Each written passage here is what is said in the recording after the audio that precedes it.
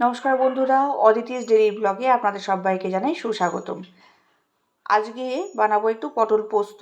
পটল নিয়েছি, ভালো করে ধুয়ে নিয়ে ছাড়িয়ে নিয়েছি, আর নিয়েছি পোস্ত আর 2-4টে কাঁচা লঙ্কা। ভালো করে আগে পোস্তটাকে কাঁচা লঙ্কাটা দিয়ে ভালো করে বেটে নেব।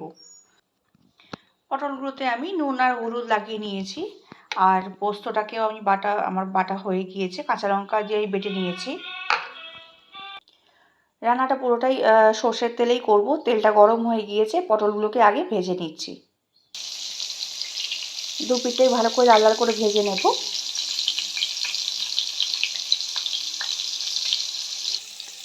একটা সাইড ভাজা হয়ে গিয়েছে, অপর সাইডটা উল্টে দিয়েছি।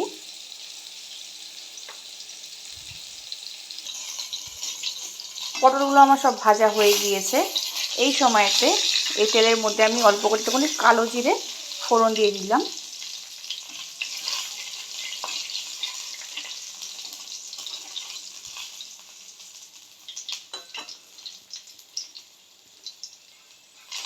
আমি এই সময়তে এবার পোস্তটা যে বাটনাটা করেছিলাম সেটা দিয়ে দেব। পোস্তটা দিয়েছি, অল্প করে একটুখানি জল দিয়ে দিলাম।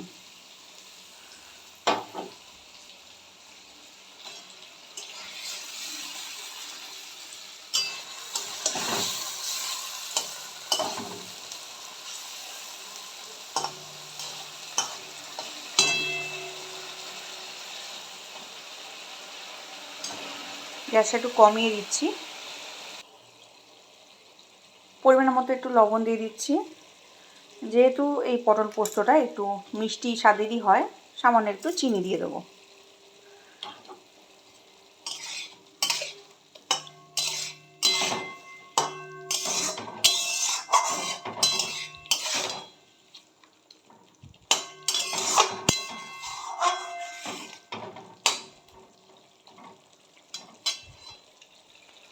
আমি এতে আলাদা করে আর হলুদ দিচ্ছি না, কেননা যেহেতু পটলটা হলুদ দিয়েই ভাজা রয়েছে, তো যে পুরো গ্রেভির কালারটা সুন্দর একটা হলুদ রং হয়েই রয়েছে।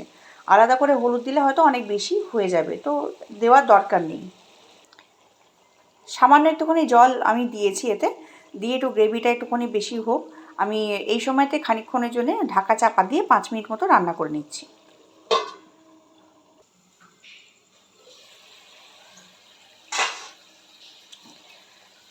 রান্নাটা হয়ে গিয়েছে বন্ধুরা।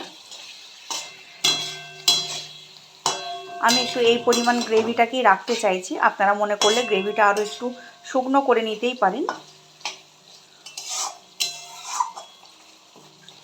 আপনাদের কেমন লেগেছে রেসিপিটা অবশ্যই করে কমেন্টে আমাকে জানাবেন।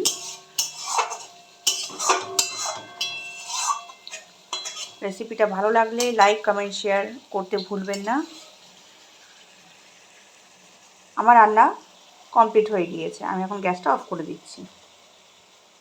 ধন্যবাদ বন্ধুরা।